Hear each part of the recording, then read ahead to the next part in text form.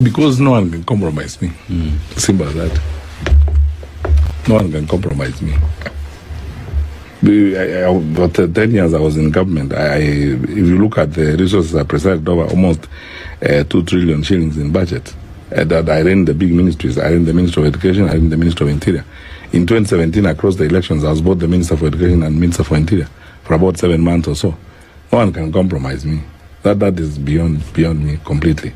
No one. And you record this today and hold me to account after I become president. No one can compromise me. I am not interested. I'm not looking for this job because I'm looking for money. Because if I wanted money, I would go elsewhere and then look for money and leave comfort and do other things. I'm not looking for this because I'm looking for money.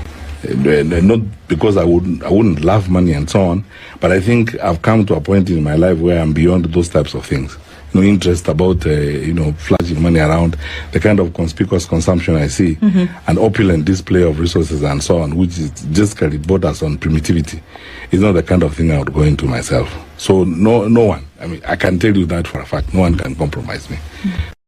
Each one of our children in schools in the country, whatever they score at the end of the examination period, is a gift from God, a blessing to us. And God created each one of these children for a specific purpose. We as parents and teachers and policymakers are supposed to facilitate these children to achieve or to fulfill the purposes for which God created them. And in that process, we cannot delude ourselves to imagine that we have similar abilities and we have similar capabilities and we can all do the same things.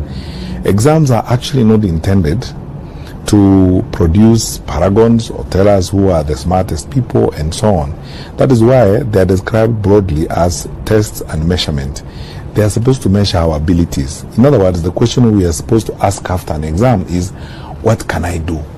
What does the exam therefore say I can do? The exam may say, okay, you have abilities and you have gifts to be a doctor, you have gifts to be a teacher, you have capacity to be an engineer, and so on and so forth. From the student who scores an A plane to the one who scores an E, there's a place for you in this life and there's a place for you in this society.